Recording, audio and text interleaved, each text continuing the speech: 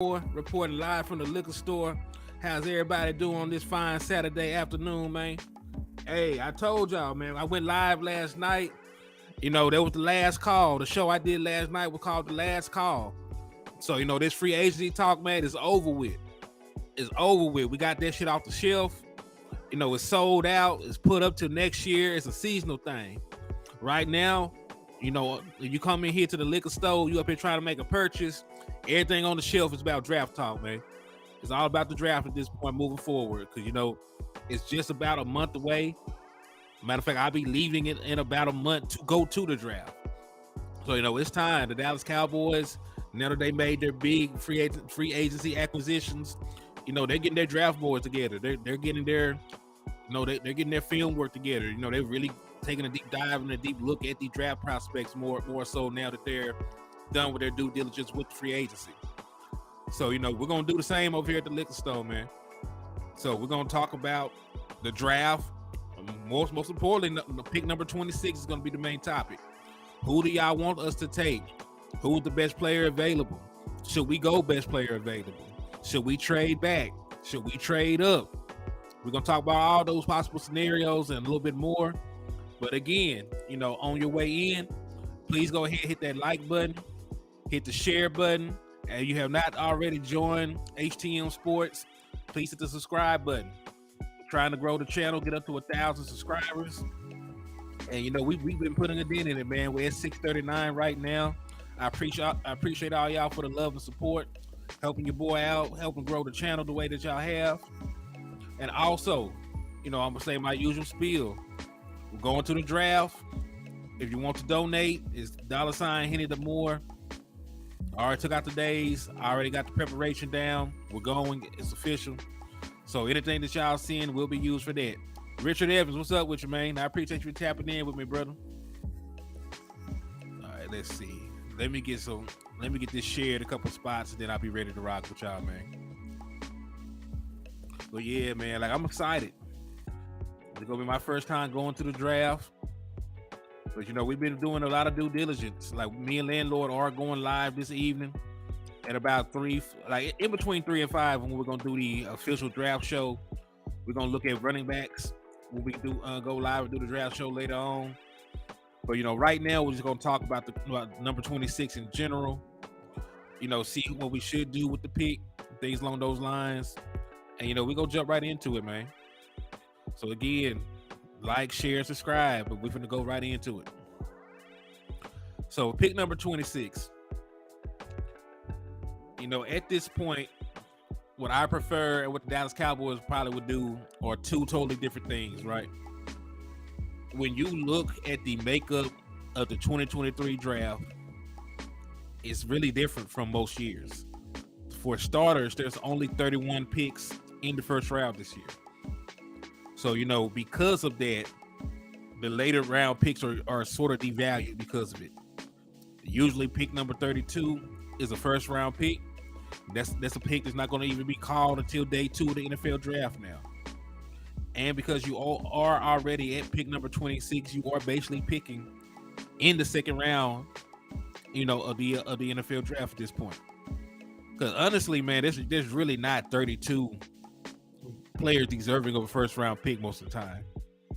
A lot of times guys get overdrafted. Yeah, Marcel, you said it right. 26 pick is basically a second round pick. It is definitely basically a second round pick. But that's what I'm really getting at. So a lot of times there's not even really 32 guys that are worthy of being a first round pick. We see all these quarterbacks that get picked in the first round that usually don't pan out.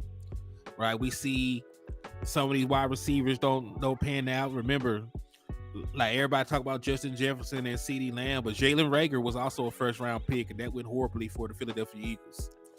So, there's a lot of guys that come into the NFL that do not live up to their draft positioning. So with that said, even with that said, though, I do think the Dallas Cowboys should retain pick number 26 and draft the best player available. B Bird, what's up with you, man?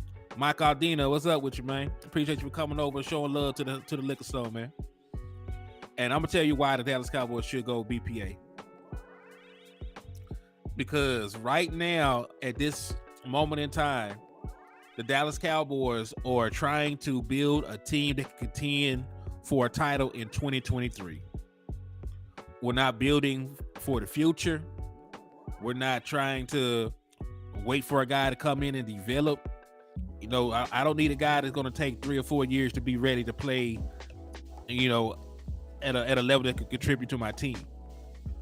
Like right now at pick 26, there should be somebody there. Joshua Fisher, what's up with you, man?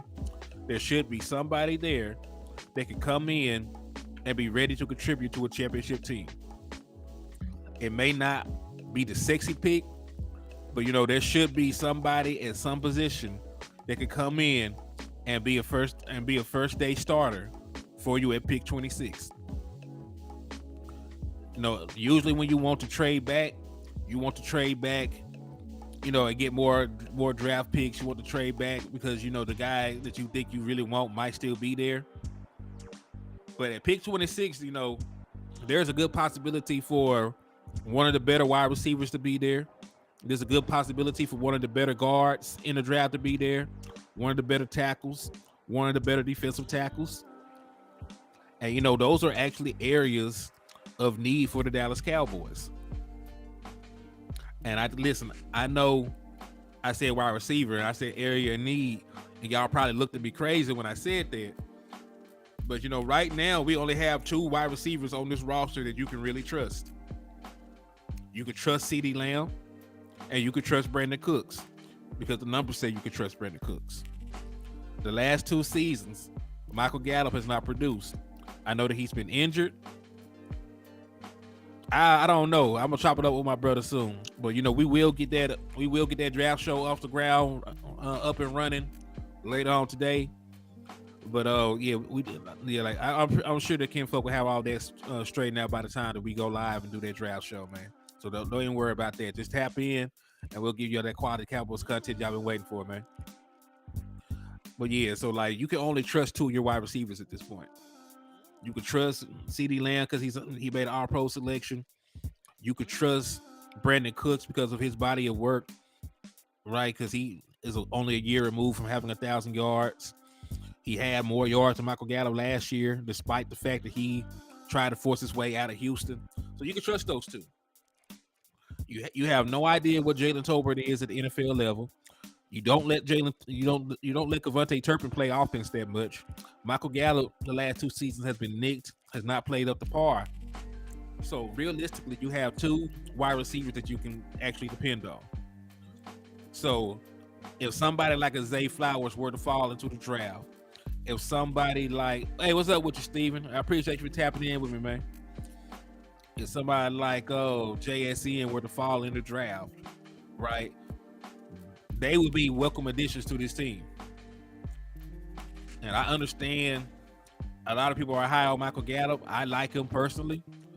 But, you know, after 2 years, you know, like I can't give you a third opportunity. You know, you got the 2021 season. You got injured. You know, they paid you after 2021 season. You came back. You still didn't play good, even though I know it was contributed to your injury. So, you know, I can't really trust Michael Gallup to give me anything at this point. I got 2 years of him not looking the same, and no matter what the issue is, you still weren't looking the same. You were out there putting out bad film on tape. So, you know, wide receiver is still a need for me in the draft. So if we go best player available, I'm definitely targeting wide receiver. I'm targeting running back, of course, because, you know, if somebody like Gibbs is there, if somebody like Bijan Robinson is there, you have a run focus on your team. You know, you can't really pass up on that. So, you know, that's just how I personally feel about pick number 26. Now, that you understand my standpoint on that, right? Why I don't think that we should actually trade back. We don't need that many. We don't need that many players. We already have, for this season, we have a starting number 2 corner. We have a starting number 2 wide receiver. You retain the services of Tyron Smith. So, you know, technically, you know, if you just want to regulate him to a swing tackle, you know, that's be the only reason you have to draft an offensive lineman. So you have set yourself up, you know, with a good offseason free agency performance, right? You did good at free agency. So you have earned the right to select best player available. That is something that you went out there and actively earned.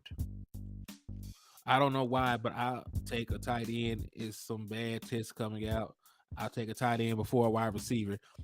It's going to depend on the tight end.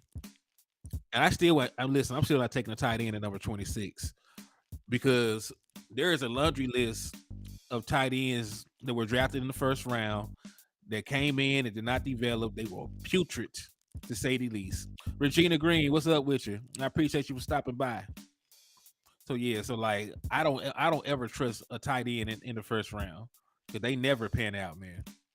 Like think about the boy out there in Atlanta. He was supposed to be this generational talent at the tight end position, and while he has had issues with quarterback play, he's not even lining up at tight end at this point. Like he's taking way more snaps at wide receiver than he is actually taking snaps at tight end. So OJ Howard was another guy that was supposed to be a generational talent at the tight end position, and he came in there and did not perform up to par. Right, he's already on a different team.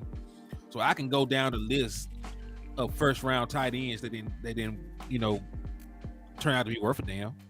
Just to be honest, not to say the poo-poo on them boys and nothing, but like there's been a ton of them that were supposed to be the juggernauts and they never panned out. It's always the guys taken in the later rounds that end up being productive tight ends. It's always the third round picks or the fifth round picks or the fourth round picks that end up being these, stellar tight ends with production and longevity. Hell, Jason Witten was only a third round pick. So, I don't even really trust drafting a tight end in the first round. They don't ever pan out. At this point, man, it's just like drafting a kicker.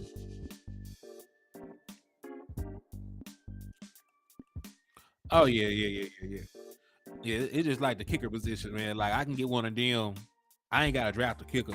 Like I'll get one of them and as an undrafted free agent. So the same thing with tight end. I would definitely still draft a tight end. But no, this is a pretty solid tight end draft. You can get a tight end to come in and be your backup tight end. But listen, you let Dalton Schultz go because of the quote unquote potential of the two guys behind him. So like those guys on paper should be the ones getting the lion's share of the snaps at the tight end position anyway. Like, I don't even agree with that. But the Dallas Cowboys mindset was they said they saw enough from the kids and Jake Ferguson and Hendershot that they did not want to pay Dalton Schultz and they let him hit the open market. So if they're comfortable with them, we need to be comfortable with them at this point, right? So I wouldn't even draft a high tight end. I draft somebody to come in and compete with McKeon because McKeon is pretty much a bubble player at this point. Hey, Big Bud Cowboy, what's up with you, man? I appreciate you for the love and support coming over here tapping in with me, my boy. So yeah, so I'm saying no to the tight end, and I'm definitely saying no to quarterback as well. I say best player available, but it's always a caveat. One thing I know for sure that McCarthy is a great evaluator of tight ends for the West Coast. Okay. Let's see. But yeah, like I'm out on tight end in the first round, and I'm definitely out on quarterback in the first round. Reason being is it goes back to my initial train of thought. You had a very good free agency. You plugged a majority of the holes that you need to plug. You need to be trying to get you a player that can come in and contribute to your team's production the very first year. If you draft a quarterback in the first round, they will not play for the next 2 seasons. They will not play for the next 2 seasons. May not even play after that, depending on how well Dak Prescott plays. Right? Because let's say you draft a quarterback in the first round. Well, you can't cut Dak Prescott because of the dead money. You can't trade Dak Prescott because it has a no trade clause. And then,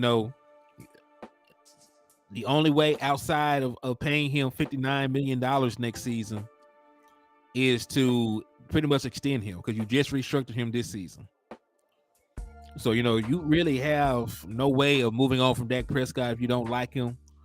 You know, you just got to let him play out the last 2 years of his contract. And that's where it gets a little hectic. Because the wise thing to actually do with Dak Prescott is to give him an extension. He's currently a top 10 player at his position. And you save a lot of money giving him an extension. Because like I said, his cap hit next year is almost $60 million on a 1-year deal. So the wise thing would be to extend Dak Prescott for the remainder of his prime.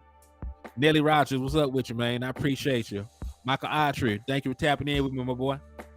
So yeah, that's the smart thing to do would be to extend Dak Prescott for the remainder of his prime, cut that cap hit, and lower his cap hit for the next couple of years before you backload the deal again and go through the process again.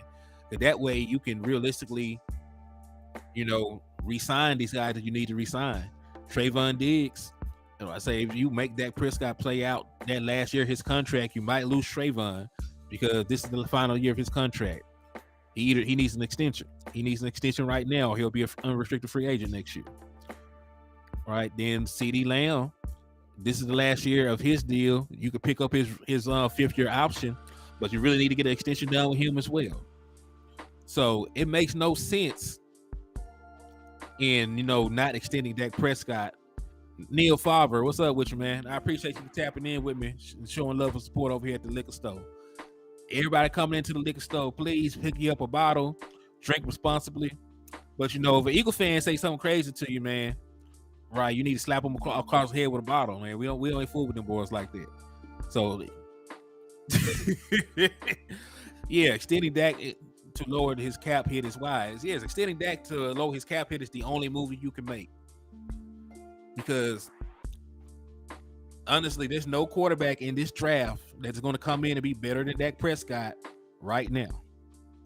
Like, Dak Prescott took years of development to get to where he is as a top 10 quarterback in the National Football League. So yes, you can get cheaper, but you really won't get cheaper until 2 years from now, because you can't get out from underneath Dak Prescott's contract. You can't trade him, can't cut him. And if it came down to it, and you come into a negotiation battle, you can't tag him either because he has a no tag clause inside of his contract. So you have to think about all that before you bring in a quarterback, because it makes no sense at this point. Like it up, yeah. Appreciate you, Stephen White. Yes, everybody, please like the content, hit the share button, hit the subscribe button if you ain't already joined me over here at the liquor store. So yeah, so quarterback makes no sense. So we can all agree on that. And right, you're crippling the team by doing that. Any quarterback that you pick at number 26, they're probably like the 5th best quarterback left. Because we already know who the top quarterbacks are in this draft, and then there's still question marks around them. CJ Stroud, he's probably going to end up being a Houston Texan. I think Bryce Young is going to go number 1 overall. Right, I think the boy from Florida is going to end up with the Colts. Possibility that Will Levi, who probably the 4th, and he's probably the 4th best quarterback in the draft at best. Will Levi is probably going to be gone before pick number 26 as well. So the top 4 quarterbacks in the draft will probably be gone by number 26, because there's a bunch of quarterback needy teams. And then there's teams that have stopgap quarterbacks for a year or two. They will need to put a quarterback behind them to develop to be ready in a year some change, right? So there's no way that you can actually draft a quarterback that will be better than Dak Prescott to start. So they won't come in, they won't beat him out, and even if they do beat Dak Prescott out, he'll be the most expensive backup in NFL history. So no, go and get you a player at a position that can actively, help you win a Super Bowl this year.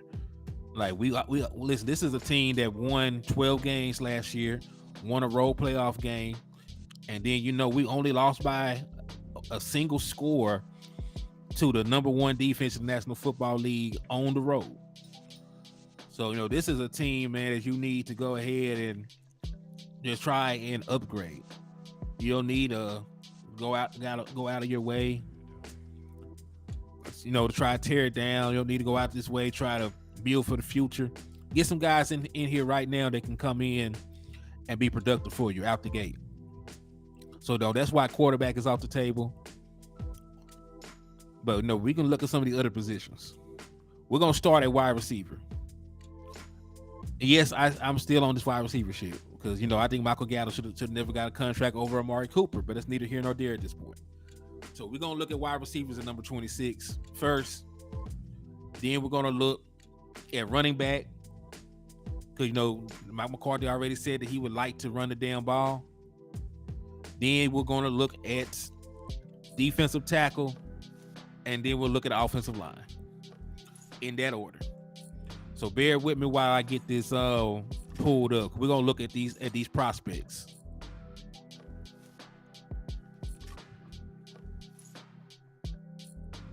And we're gonna be realistic about this shit too. Like I'm not gonna try and say we should get this person or that person, and there's no realistic way that they will be there at number 26. So like Quentin Johnston, I'm not even gonna talk about him. He's probably gonna be the first wide receiver off the board. We're not gonna speak on him.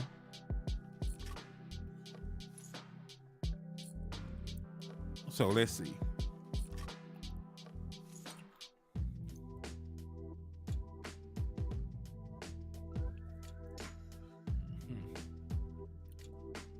All right. I got it pulled up. I'm finna share my screen with you, and we'll go through some of these prospects real quick, man. Jordan Addison, there's a damn good chance Jordan Addison is there, and if he's there, he's a steal. I would take Michael Gallup behind the woodshed with tears in my eye and put him out of his misery for Jordan Addison because he's cold. Like, he's a monster. He's a monster as a route runner. He's a monster as a wide receiver. All right, we got it pulled up, man. I'm sharing the screen. You all should be seeing some of these draft prospects up here.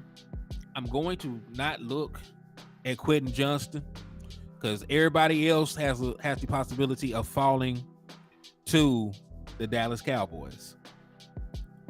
And honestly, it's only these first couple guys, the first six guys, because Nathaniel Dale does not have a first round grade. Rashee Rice does not have a first round grade. We're just going to look at the first 1, 2, 3, 4, 5. Yeah, we're going to look at Jackson Smith all the way down to Josh Downs because these are the guys that still have first round grades on them.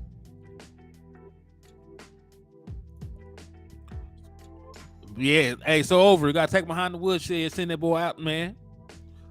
If y'all watch The Sopranos, man, we gonna have to put a hit on that boy. He gonna have to go into the witness protection program. It's a third round, Dontavian Wicks, Virginia, still at the draft. Hey, what I'm gonna do, front office, is I'm gonna jot that name down. Cause like I said, we're gonna be doing a draft show in a little bit. We're gonna be doing a draft show in a little bit. I know I said we're gonna focus on running back when we do that, but I'm still gonna take a look at this particular player for you since you dropped him in the chat box. Jalen Hyatt, yeah. So let's look at the boy Jackson Smith real quick. I stopped real close because I would have butchered his name. So listen. We know he did not have any kind of real production last year. He barely played. He had a nagging hip injury that I think it was like a hip or hamstring injury that limited him for pretty much the entirety of the season. So, going off of what he did last year, you would think that he is nobody. But this is a guy he went crazy like the year before. He had like a 1,600-yard season. Yeah, matter of fact, it's right here. He had 1,606 yards receiving in the 2021 season. He had the 5th most receptions in Big Ten history for a season. So like he had elite level production when he was actually healthy playing, in a pretty damn good conference. And what I like about him the most, before I even go down here and read his scouting report, he's a router. If y'all liked Amari Cooper, you would like this boy. He has excellent footwork. He has a ton of good releases. Like, he is one of the best route runners in this draft. I think he is the best route runner in this draft. I'm not even gonna hold you. So let's take a look at his scouting report. And you see all this stuff on here, man. Look at the bullet points. Count them with me. 1, 2, 3, 4, 5, 6, 7, 8, 9, 10. They got 10 things that they say are his strengths. He got 10 different strengths that they wanted to highlight in his draft in his scouting report. So I like it. Let's take a look. Super productive slot receiver who led Ohio State in receptions and yardage in 2021, despite playing officially as the third receiver behind Olave and Garrett Wilson. So remember, Chris Olave lit the NFL up this season, despite having bad quarterback play. Garrett Wilson won Offensive Rookie of the Year, was an exceptional wide receiver for the New York Jets. It's probably the best wide receiver that they've had in some time, and he outperformed them. At the third option on the team, playing with these two future first-round NFL players, and they're good NFL players. So just imagine how they were in college. He outperformed them. So just put that into perspective. He outperformed two of the best wide receivers from this last rookie class, while they were on the same team. So I just had to put that out there. Put some respect on that man's name. Put some respect on it. All right. Smooth hips with outstanding agility, who is equally adept at moving laterally as vertically. If you don't understand what the hell that means, like, he has a very good range of motion. He can get down the field, but he can also get across the field very well.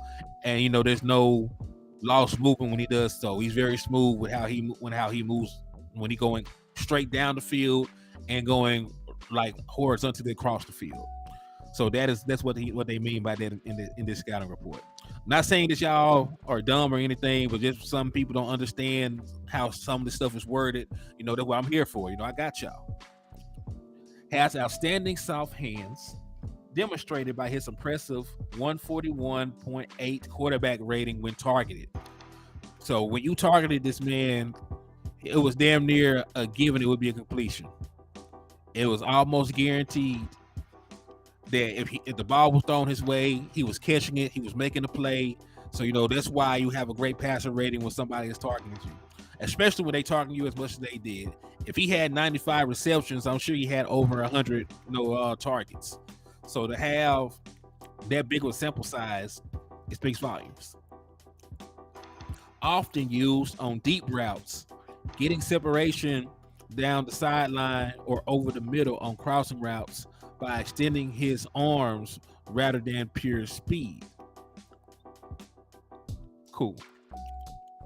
Does a nice job locating and tracking deep passes and is a legitimate vertical threat, willing to go up and attack the ball. So when you hear legitimate vertical threat, think about what Michael Gallup used to do. He wasn't the fastest wide receiver in the world. He only ran a 4.5. But we used to throw him a lot of goal balls. He used to go up at the point of attack and attack the ball. Sometimes he used to overjump it. That's why he used to some body catch in midair sometimes. But he used to meet the ball at its apex and make a play on it. So that's a similar skill set that they both have. Has strong hands. Any NFL wide receiver coach and quarterback would covet.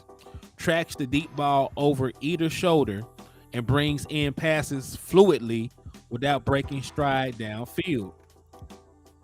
Has a knack for getting open and is a quarterback's best friend. Passers just need to toss the ball in his area and he'll come down with it. That sounds like Dez Bryant, don't it? You remember? That sounds like Dez Bryant back in the day. Not saying that he's that, but he said, what happened to Tolbert? Nothing. He's on the bench where he belongs right now until he proves that he can play wide receiver in the NFL. Biggest sleeper in the draft. Oh, I think it's Matt Landers. My boy from Arkansas is one of the biggest sleepers. Him and Eric Gray, my two pet cats. Both of them guys have very low drafting grades. Air grades expected to be a 5th-round pick. Matt Landers is expected to be a 6th or 7th-round pick. But they're both explosive players. They had good combines and they got good tape that showed their explosiveness. So I think both of those guys will be steals if drafted. And I honestly think both of them would make the team. They both would make the team if the Dallas Cowboys drafted them. Trade Michael Gallup in a 4th-round pick for D-Hop. The dead money makes it not worthwhile to trade Michael Gallup. Because you already restructured Michael Gallup, there's too much dead money left on the contract to trade him. The Dallas Cowboys won't do it. Sounds good, though. I would do it in a heartbeat, but All right. Has a knack for getting open, and it's the quarterback's best friend. Passers just need to toss the ball in his area. Okay, I already said that. Has enough straight line speed and takes advantage of open seams when his quarterback is on target. Good effort and technique as a blocker for his size. Can beat the press with elusiveness or physical contact. Runs elite, crisp routes with sharp cuts. I told you he was a great route runner. Has good body strength to squirm out of tackles with the coordination to maneuver his frame between defenders. And to be fair, I will read the negatives, but I see 5 bullet points. There were 10 strengths. He has 5 listed weaknesses. So he has double the amount of good things, than he does negatives on his report. That's always a good sign. So, we're going to rock out like that. Hey, appreciate you, Joshua. Thank you for the love and support, my guy. Eastside Herald. Dallas Cowboys make moves. We're not the Texans. We're not the Texans. We make moves. Hoodlum, what's up with you, man? He said, y'all know we're getting an O lineman in the first unless a top 10 player falls. It depends on who's there. And listen, there are better players than some of these offensive players out there. Because listen, if Jackson Smith falls, he would be considered a top 10 player to me. Like he's the second ranked wide receiver in this draft. He is the second ranked he is the second ranked wide receiver in this draft right now, behind Quentin Johnston. So if he is there at 26, you need to take him. Honestly, and listen, we're going to talk about offensive players worth taking in the, offensive linemen worth taking in the at pick number 26. There's plenty of them. There's some of them I wouldn't mind having. Well, we're going to cover all our bases. Because, we're going to go wide receiver because I'm greedy. Right? I'm greedy. We're going to go running back because you only gave Tony Pollard a 1-year deal. He has not signed a multi-year extension just yet. So, you only got 1 year of Tony Pollard, and you still need a feasible replacement for Ezekiel Elliott and not just, a career backup running back. Then we'll talk about defensive tackle and offensive line. So we'll get through these wide receivers first, and then we'll chop it up about that. All right, so this is his weaknesses right here. Has dominated at the college level, but doesn't have any elite traits that translate to the pro game. He's just an okay athlete. Well, I actually disagree with that because I think if you're an elite route runner, that sort of oversees some of the physical things, but that's neither here nor there. Doesn't have any serious explosion to his game and may find it difficult to separate at the NFL level. And, this is the one right here that I do agree with. He missed a lot of time. Missed a major chunk of his junior year with a hamstring injury.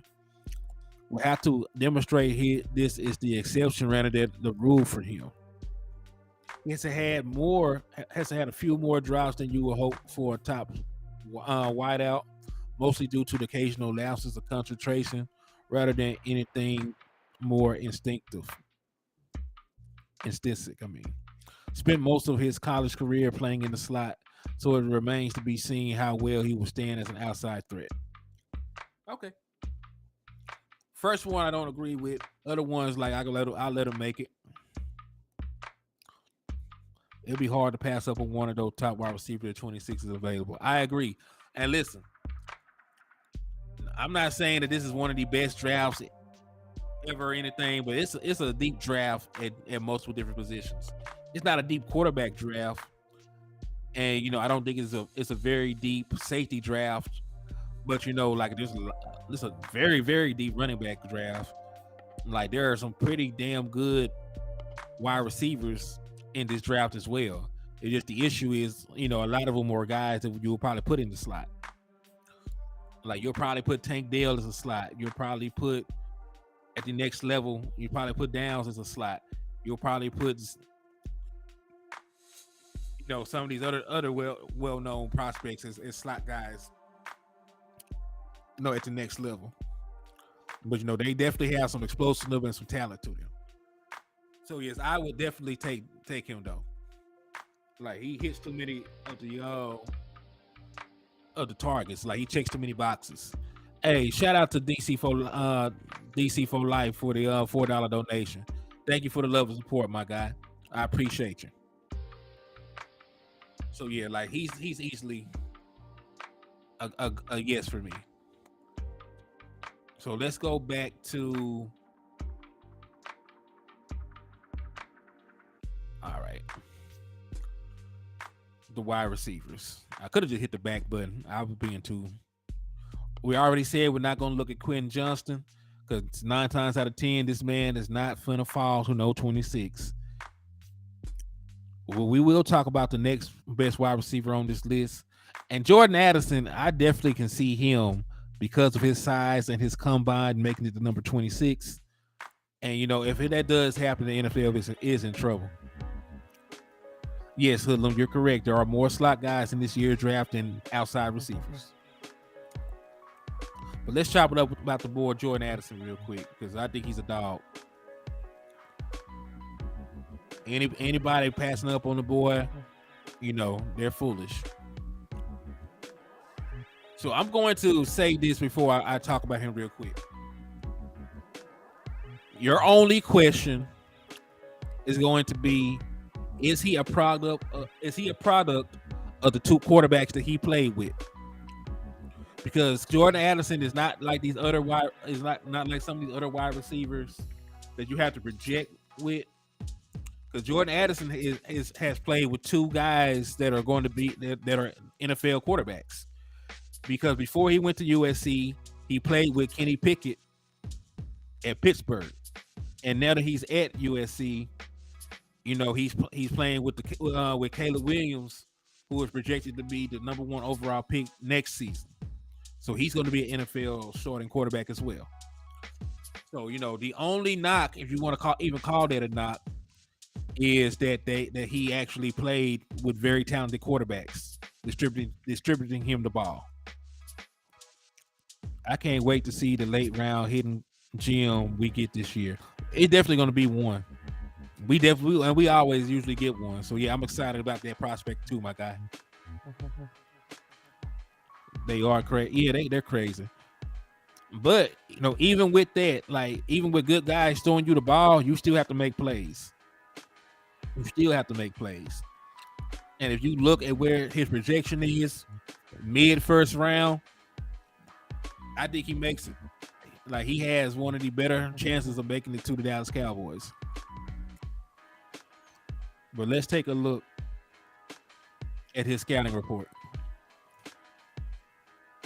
Has good athletic ability and some deep speed, outstanding cutting ability, reliable hands, and surprising toughness.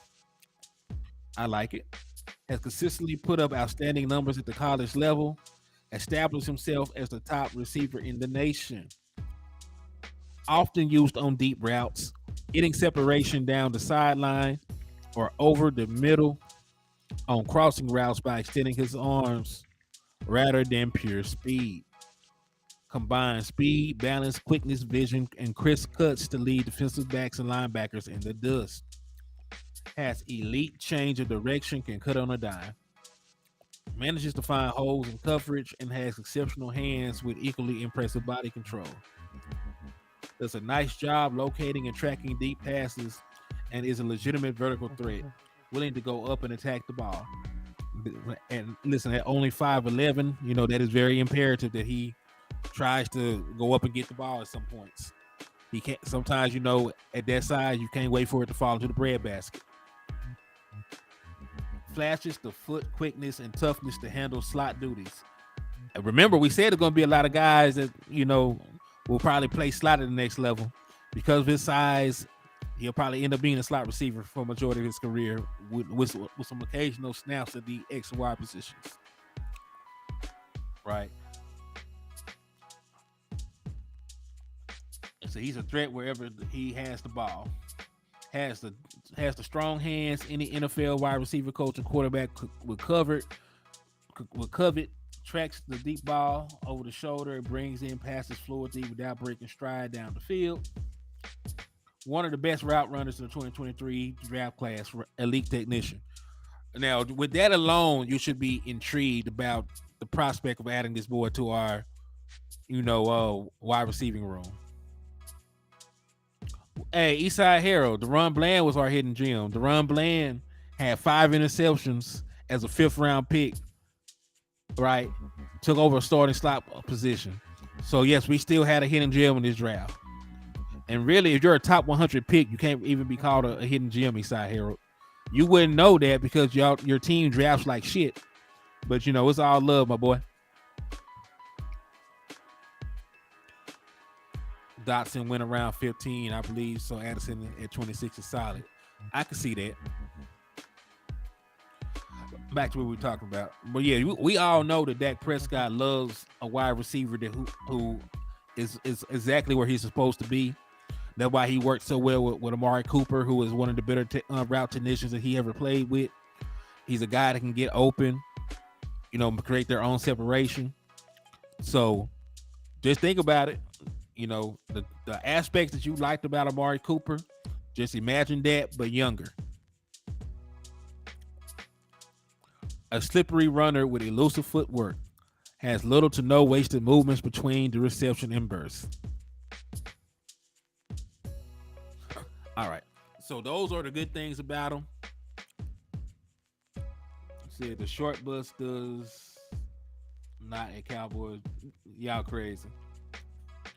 Yeah, I gotta give Eastside Hero a hard time, man. It's all love. He said those days are over. We'll see, Eastside. We'll see. You better hope they over. You better hope they over before y'all play us again. We tear y'all ass loose. All right. So here we go. Scouting report. These are the weaknesses. A very slight receiver who will be exclusively considered a slot player. We already figured that, right? You're 5'11", under 200 pounds. You usually are considered a slot player unless you run like a 4.3. Then you can be Deshaun Jackson. Has never really faced press man. I didn't know that. So it is yet to be determined how he will hold up against pro level defenders. May end up getting pushed around. He has too many concentration drops. He wasn't dominant last year. Does not always use his hands to secure deep balls, allowing the ball into his pads and chest. Has had more concentration drops than you would expect for a player of his ability. So he has some things he need to clean up. But the beautiful thing about it, right? You're not going to see press man 9 times out of 10 in the slot. Like it's a little bit harder. It's a little bit harder to press man in the slot consistently. You have no boundary help. If you miss, then they're going to be wide open because they can release to either side of the field. So if he really is going to be a slot receiver, their concerns about him being able to beat press man is not that big of a concern. And the one thing I will say, The concentration part, he has to clean that up. You know, there's going to be very few opportunities in the NFL to make big plays. And, you know, you can't leave them on the table. You know, when your quarterback hits you, you can't have concentration drops. But everything else, I like him. You know, he's a great route runner.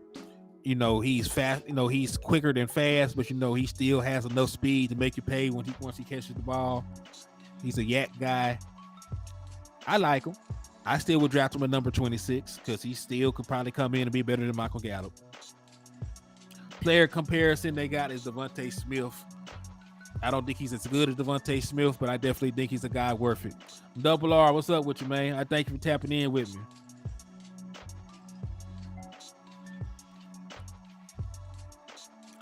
All right, so we done talked about Jordan Addison. I definitely think that he's worth, you know, bringing in. Definitely think that he's deserving of a number 26 pick. So let's see. Let's go and take a look.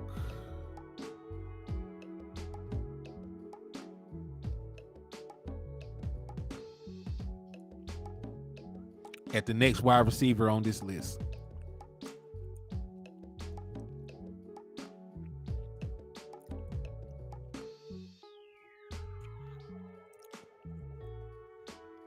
All right. So just gonna hit the back button instead of going all around China.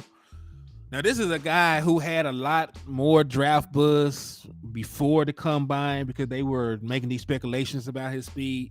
But when he, you know, he disappointed at the combine. So, like, he might even fall to the second round, but we'll see.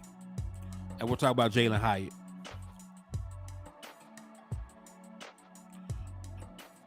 Click on this, get it to load. Hopefully go ahead and load up. It's taking its sweet time, but you know. When you live in the country, sometimes your service is not going to be the best. Jordan Addison will give the Dallas Cowboys a much needed vertical threat. Like, yeah, I like the prospect of adding Jordan Addison.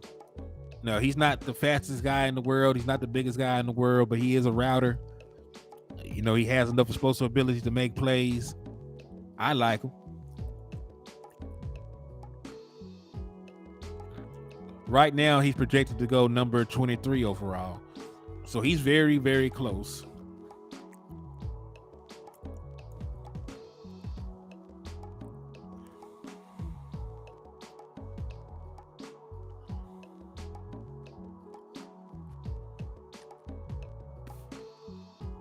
So these are his strengths.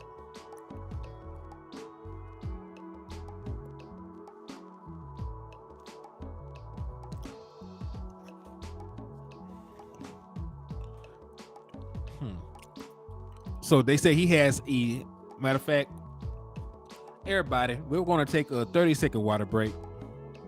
30-second water break. Please rehydrate before we continue. We're going to take a 30-second water break. Bear with me.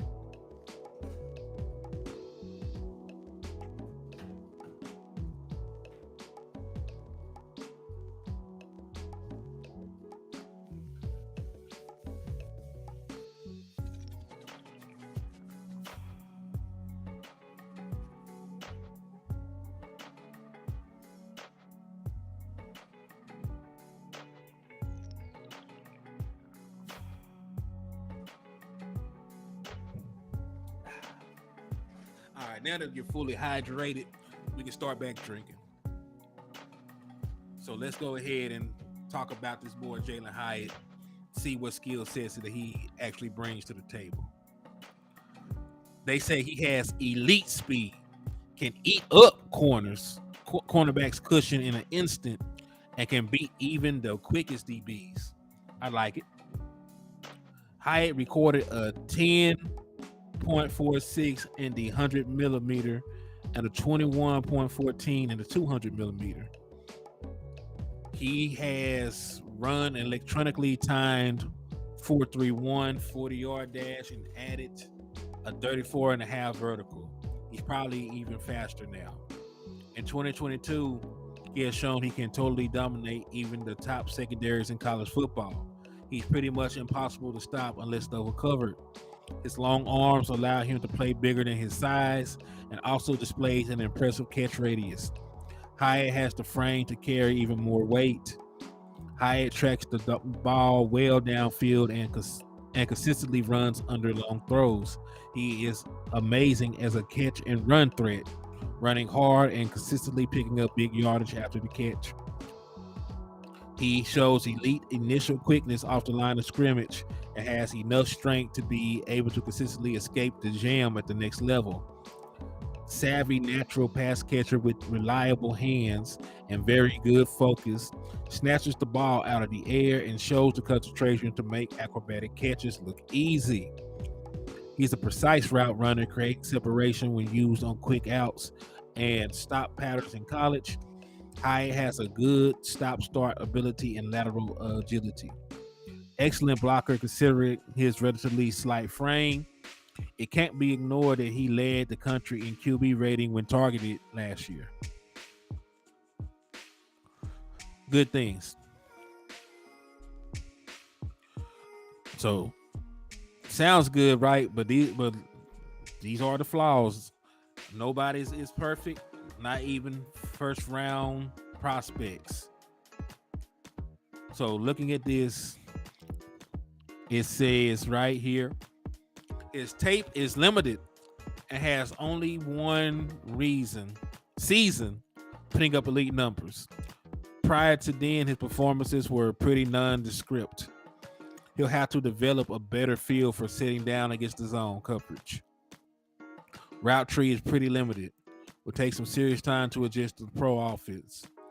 Has played most of his snaps from the slot and therefore rarely has been challenged and pressed. May struggle to convert his skills to the pro game where he has just been told to win foot races on deep patterns. They are comparing him to Jameson Williams, who we have really not seen much of because of his injuries.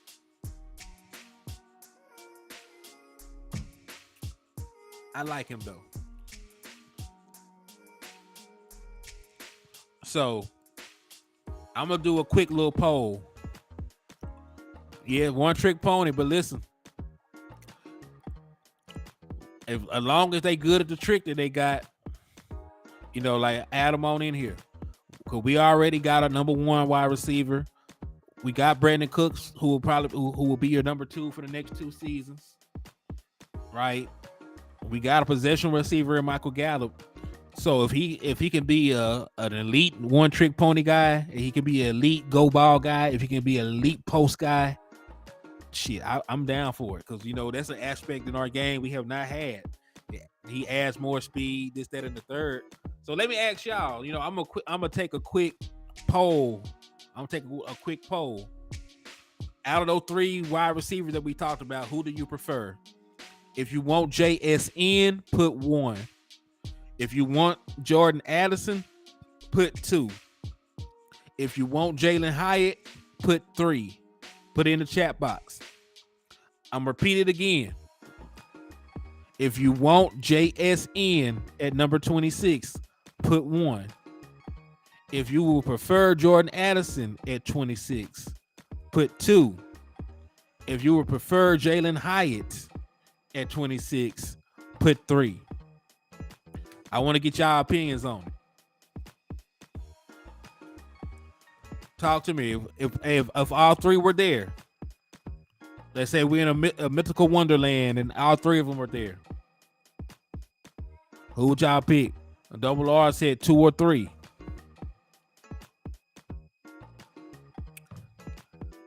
Please participate. I want to get y'all feelings about it, man.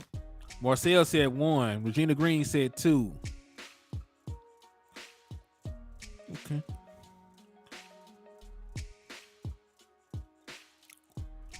I'm gonna say it like this. I think that JSN is overall the better wide receiver out of the 3 of them. I think he's the better route runner. I think he's larger. Right, he's been the one that had the most dominant season, even though he was playing with some other top tier guys.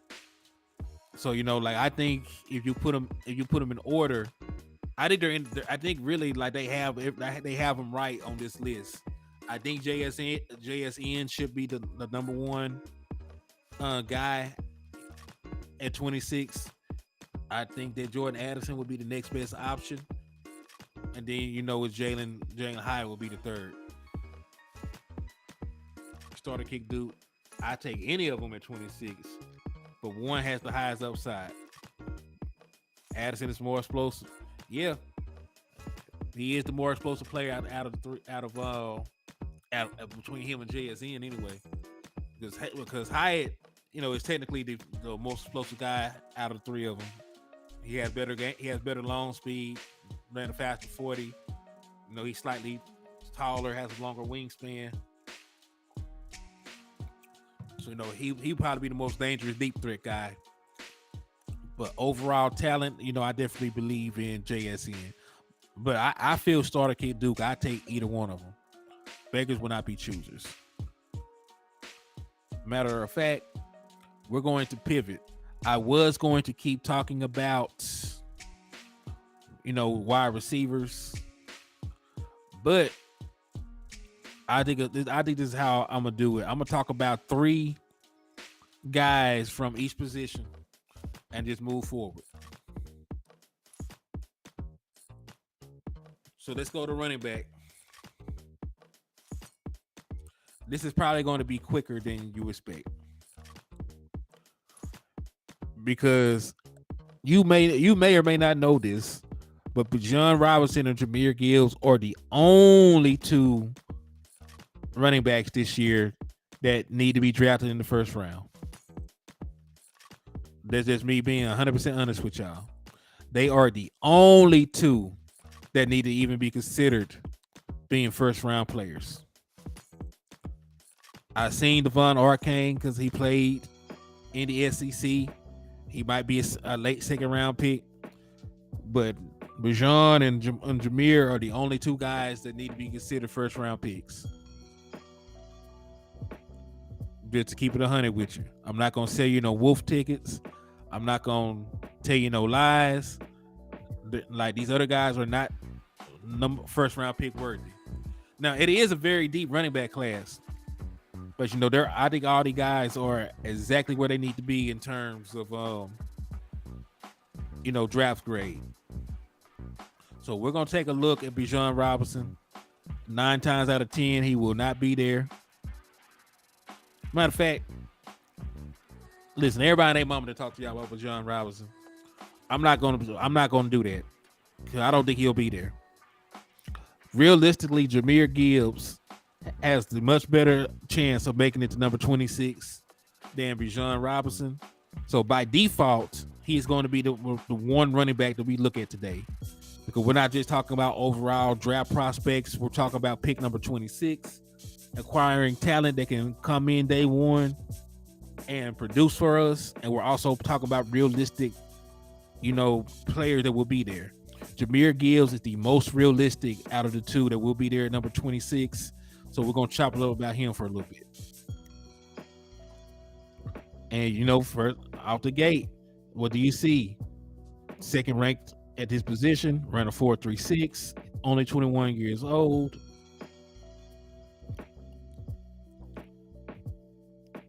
Yeah, listen, they got him as a late first rounder. Number 27 overall. Sound like he'll be a Dallas Cowboy. So these are his strengths.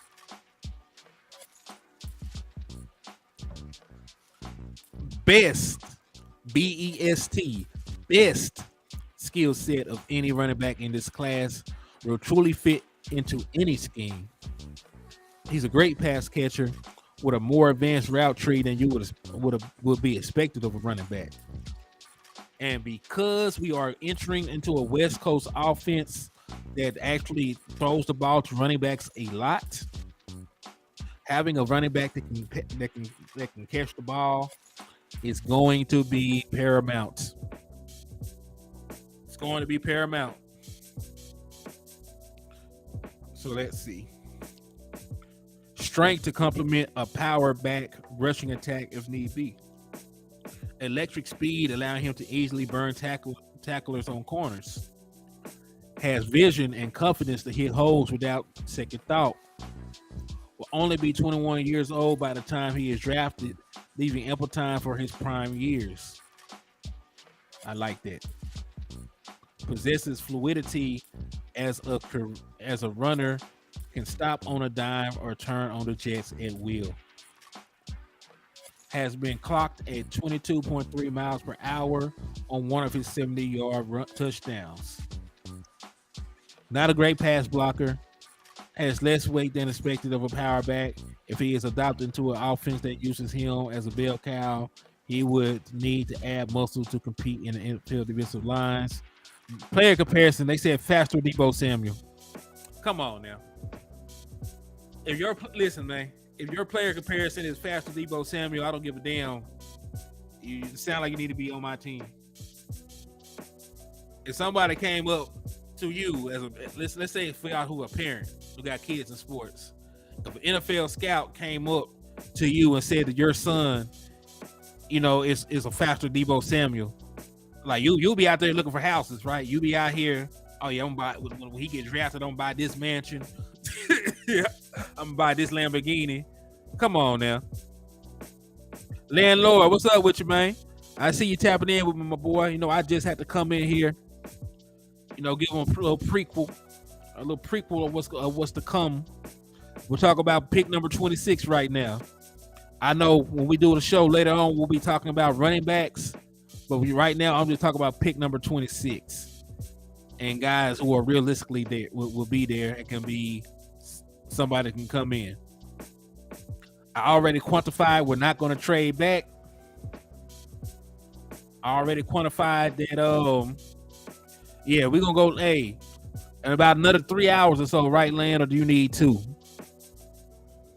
Karma mixed with Devontae Freeman, Gills is in the West Coast. Yeah, because listen, the man can catch the ball at the backfield. He's an explosive runner. Like, I like him. They said faster Deebo Samuel. Like, they say shit like that. Like, I don't even want Bijan after I read that. Like, how can you go back to want to be Bijan Robinson and then you just read what you just read about this man? So yeah, and listen, you still got Tony Pollard.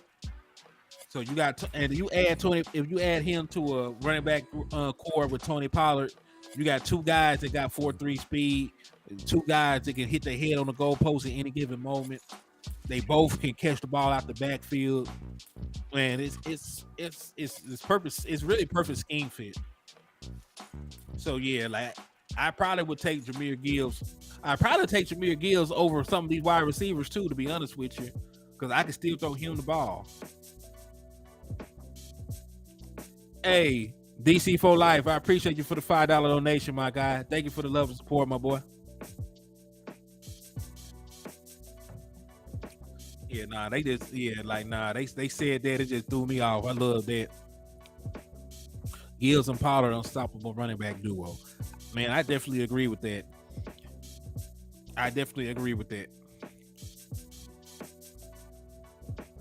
All right, so let me get off of here before I become too pro Jahmyr Gibbs.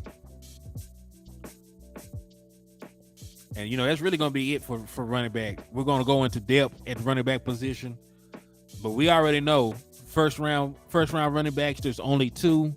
Realistically, the only one that will make it to us is Jahmyr Gibbs. So, that was a very quick one. We already talked about wide receiver. I already said I'm not taking tight end at number 26. So let's go to defensive line.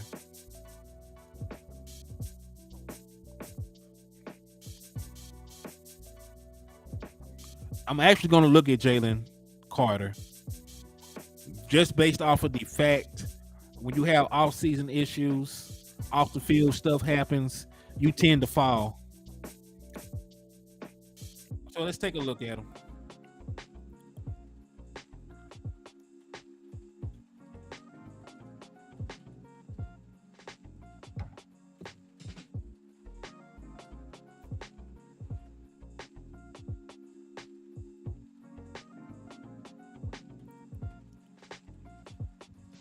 All right, so these are the strengths of one Jalen Carter.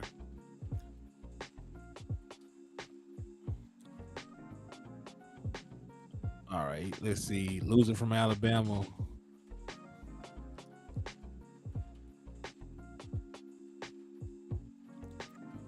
Yeah, East Side. Don't get to running your mouth too much. Now you will get whacked talking crazy about my brother. You will get whacked talking crazy about my boy landlord. Matter of fact, wrench gang, you can tie the East Side up one more time. Put him in timeout for another 15. I'm green lighting the hit. I love you, East Side, but you can't come with my boy.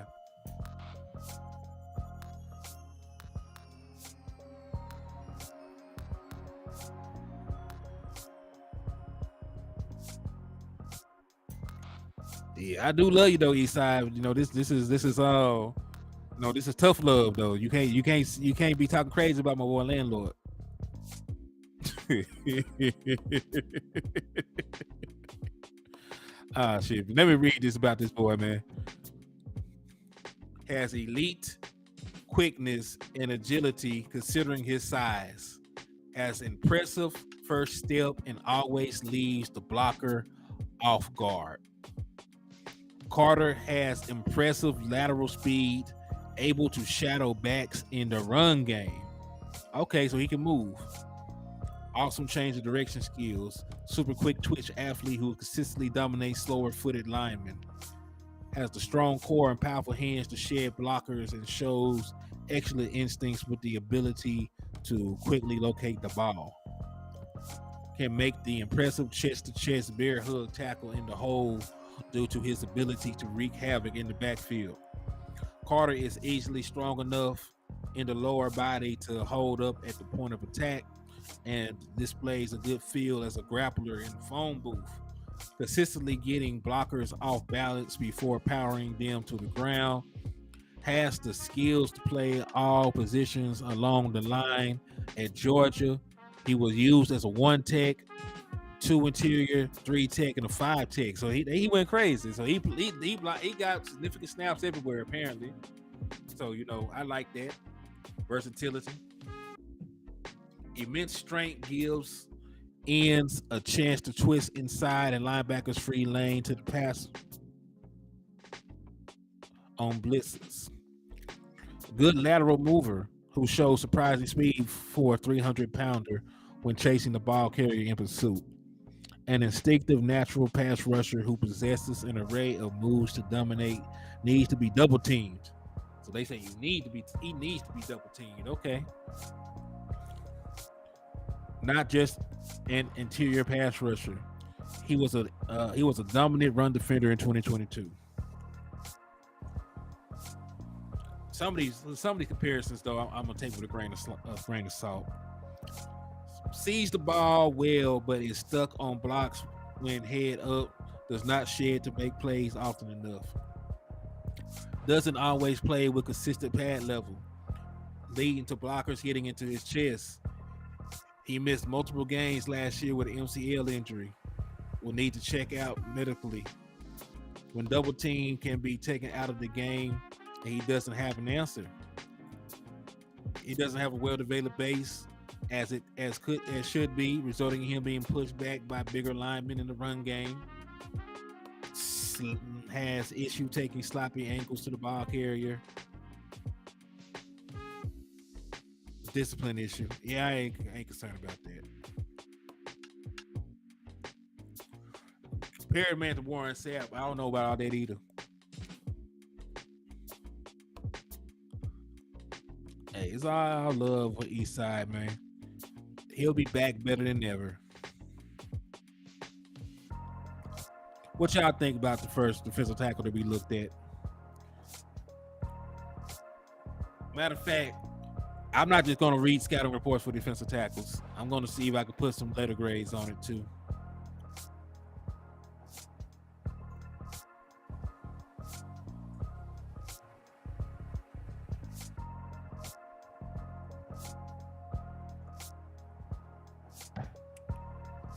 All right. So in the 2022 season, according to PFF. He graded out as a 91.2 against the. He had a 91.2 as a run defense grade, pass rush grade of an 89.1, graded out as a 92.3 overall. Let's see what some of his better ranked games were. Now, he had a perfect game against the Tennessee Volunteers. Against Tennessee, he graded out as a 92.3. They were one of the better teams in the national football. It's a national football in the NCAA last year. He graded out well against TCU, graded out well against Ohio State. Had a 90.2 against LSU. Seems like he played pretty damn good, against some pretty damn good teams. So I like it. With defensive tackle, I can't just read your scouting report. I gotta know if you can stop the run, because that's really what I'm looking for in an interior defender. Yeah, listen, Carter went from being like the highest graded player in this draft to he's probably gonna fall. I don't know if he's gonna fall that damn far. I don't know if anybody is that big is that big on character issues or not. But shit. If he there at 26, it's a no-brainer. He definitely has to be, added onto this roster. Cause we listen. Everybody I'm looking at are guys that can come in day one, start on your team, and help you win a Super Bowl. We're not looking at project players. That's why we didn't do any scenarios when we traded back. Right? We're looking at realistic players that can help us get the sixth banner. The mock draft has us getting Monty Smith. It really depends on where Monty Smith falls. Some people don't even have Monty Smith having a first round grade. Some people have Monty Smith having a second round grade. So it really just depends on, and that's one of my main points.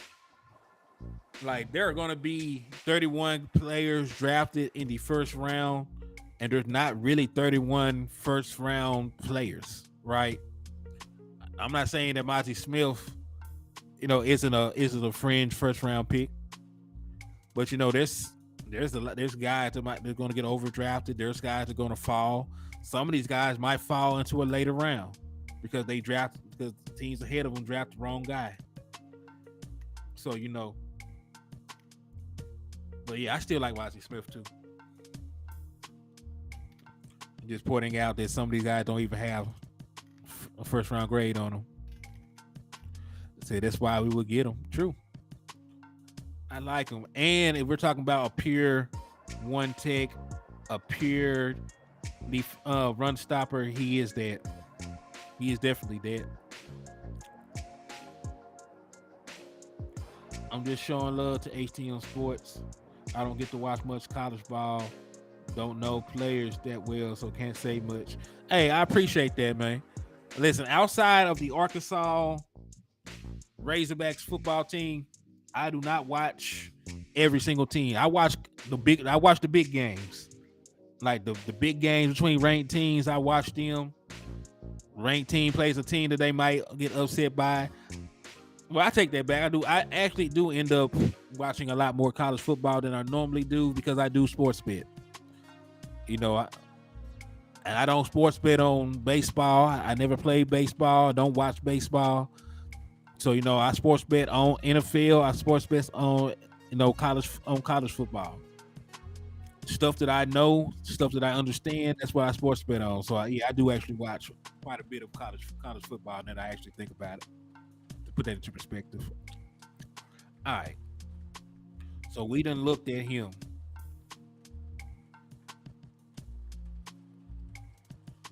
Let's take a step back. Let's take a look at Brian Reese, who is a very interesting prospect. Slightly undersized in terms of weight, right? 6'5", but he's only 298. A little light in the ass for my taste.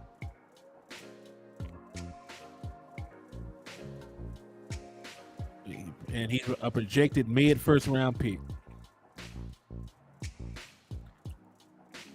So let's take a look at him.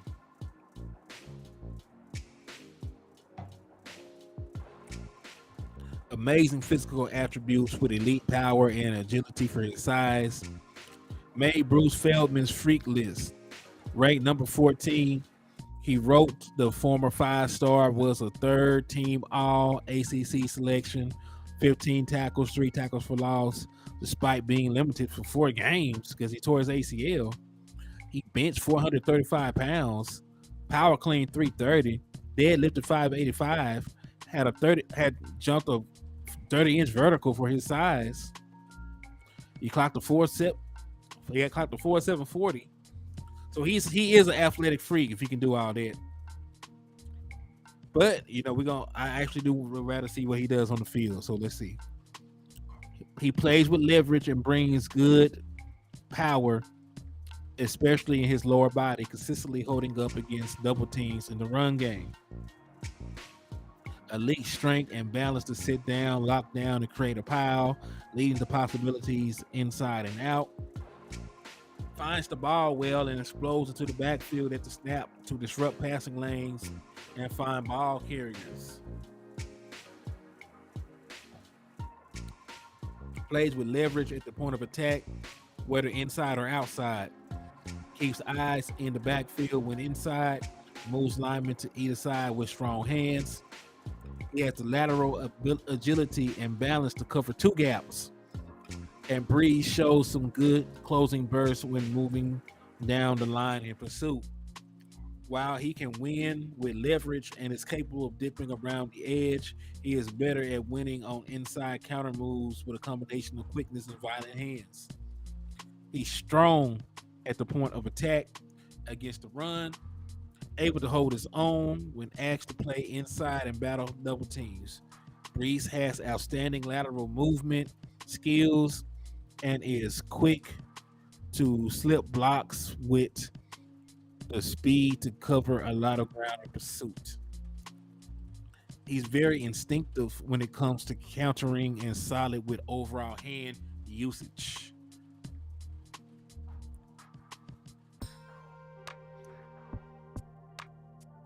He said Mozzie Smith is elite at run stuffing and pushing the pocket.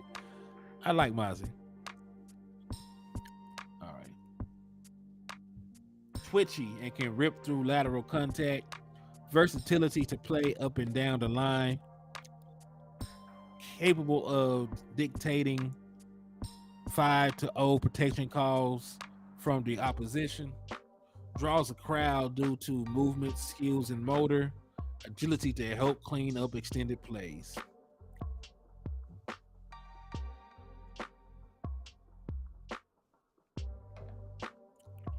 His big concern is his health, apparently. Had an ACL injury that they're not sure he'll bounce back from it. They say he often plays upright and struggles with leverage. That could be corrected. Possesses excellent weight room strength, although it doesn't always translate onto his play. Change the direction skills are only average. Needs to do better being aggressive and tossing blockers aside. He has room to improve against the run. All right, so I'm out on him already.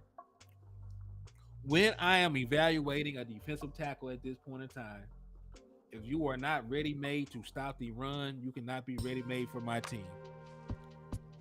There might be guys who are better at the other things, but if you're an elite run stopper day one, you make my team better. So we're not talking about overall talent. We're not talking about who is better than who. We're talking about who can help the Dallas Cowboys more. If he has trouble stopping the run right now, then I will have to be out on Brian Reese according to that. So let me take a look at him. Let me see what he graded.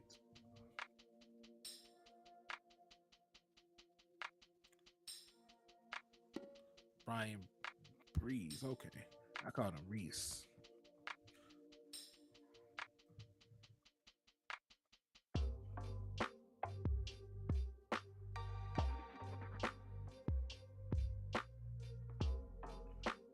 So what's your thoughts, man?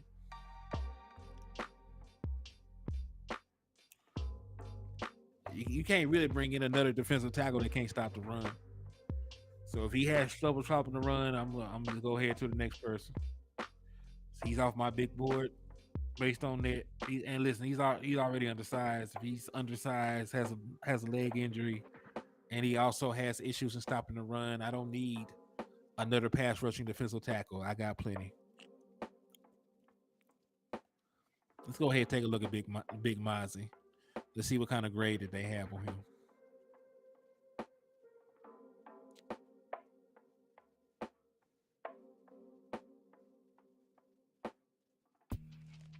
So they got him projected to go in the top 10 of the second round.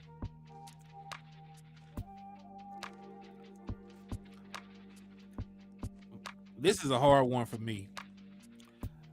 I do not believe in reaching for players, but I also think that because we are picking so far back, I don't think there's a super overreach. So I'm very conflicted because I already told y'all that I want the boy. I already told y'all what I think about him as a player. I think he's the best run stopper in this year's draft as a defensive tackle. So I don't know. What y'all think, man? Would y'all take Mozzie and pick number 26, despite the fact he only has a second round grade? I need questions. I need answers.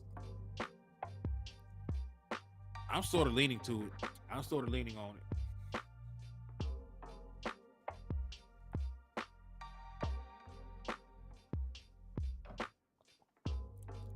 And I guess the question will also be, what do your scouting department have him graded as? Because just because the national media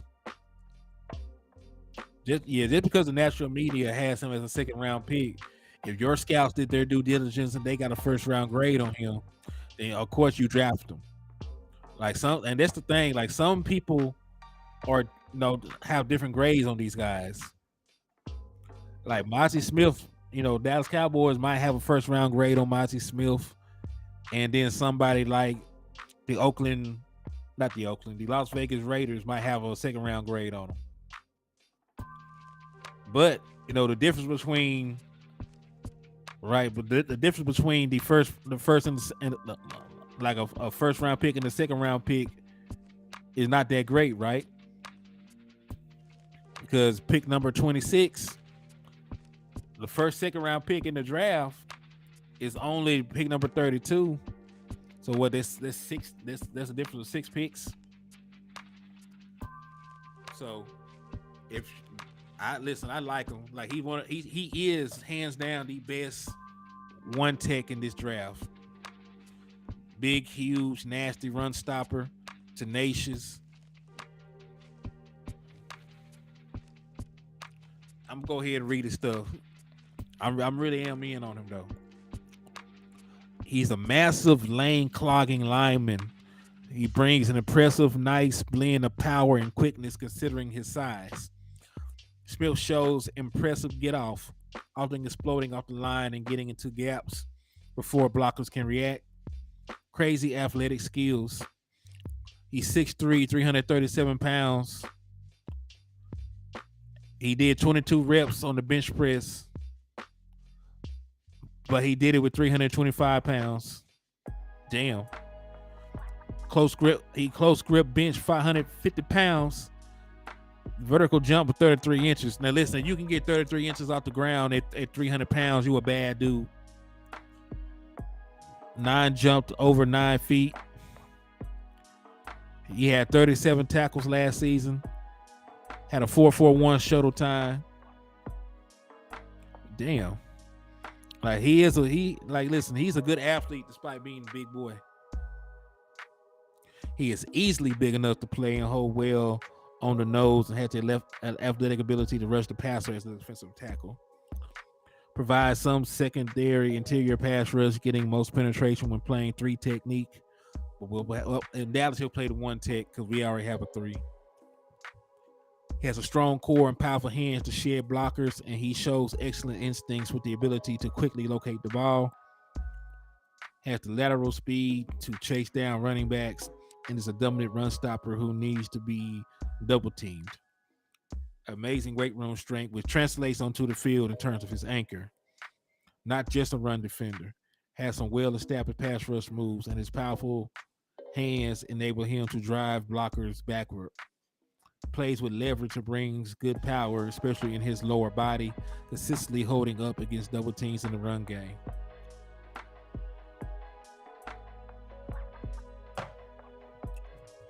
So these are his weaknesses. A bit stiff, lacks the flexibility to truly threaten around the edge when playing at defensive tackle. He'll never do that, right? We'll never have to ask him to go around the edge. Sometimes fails to locate the ball in the run game, take himself out of the play. Despite having impressive speed, he lacks elite suddenness as a mover you look for. Doesn't do enough in the pass rush when working one-on-one. If his first move doesn't work, Smith all too often doesn't seem to possess a backup plan, and the result looks uncoordinated. Shows a lack of quickness getting his hands high, leaving blockers time to get under his pads. His lack of height forces him to play a little upright, allowing blockers to win the leverage game. Possible discipline red flag, pleaded guilty to misdemeanor weapons possession charge stemming from, I don't care nothing about that.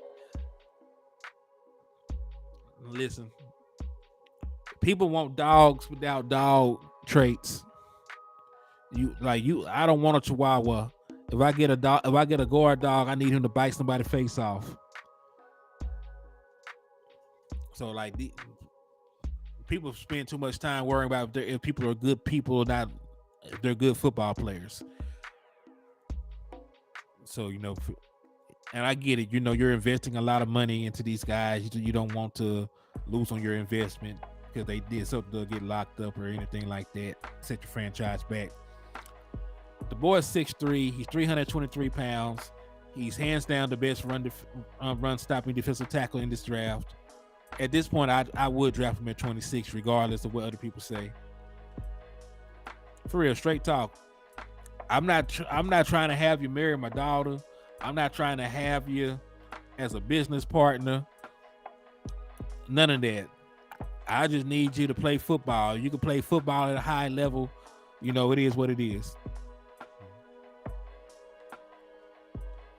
And besides, a lot of people be forgetting these are kids, man. These are kids. They are supposed to make mistakes. They are supposed to make mistakes. But hey, man, I've actually been on here 1 hour and 30 so far. So this show has actually ran longer than I initially expected. I need to shut down and get my stuff together for the draft show with Landlord. I got to finish putting together my numbers and my player listings. But I just wanted to go live and give y'all some content real quick though. So I do appreciate y'all for everything. Appreciate y'all for coming into the liquor store. Again, drink and drive responsibly. But if you see an Eagles fan in the road, feel free to run their ass over. Y'all know what it is, man. I'll be back later on. God bless.